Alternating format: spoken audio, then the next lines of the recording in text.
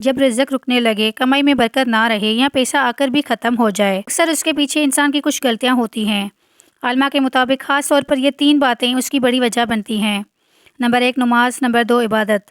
نماز اور عبادت میں کوتاہی، جب انسان نماز میں سستی کرنے لگتا ہے، اللہ کی یاد سے دور ہو جاتا ہے، زندگی کی برکتیں کم ہونے لگتی ہیں۔ نماز صرف عبادت ہی نہیں بلکہ اللہ کی رحمت اور مدد حاصل کرنے کا ذریعہ بھی ہے۔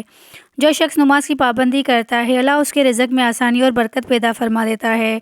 گناہوں کی زیادتی، جھوٹ بولنا، دھوکہ دینا، حرام کمائی کرنا یا لوگوں کا حق مارنا ایسے گناہ ہیں جو رزق کی برکت کو ختم کر دیتے ہیں۔ بعض اوقات انسان کماتا تو بہت ہے لیکن سکون اور برکت نہیں ہوتی۔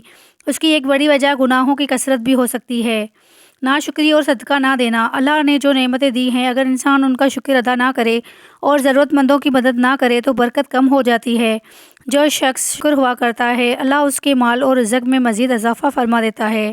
دعا: اے اللہ، ہمارے رزق میں برکت عطا فرما، ہمیں نماز کی پابندی کرنے والا بنا، ہماری خطاؤں کو معاف فرما اور ہمیں اپنی نعمتوں کا شکر ادا کرنے والا بنا۔ آمین۔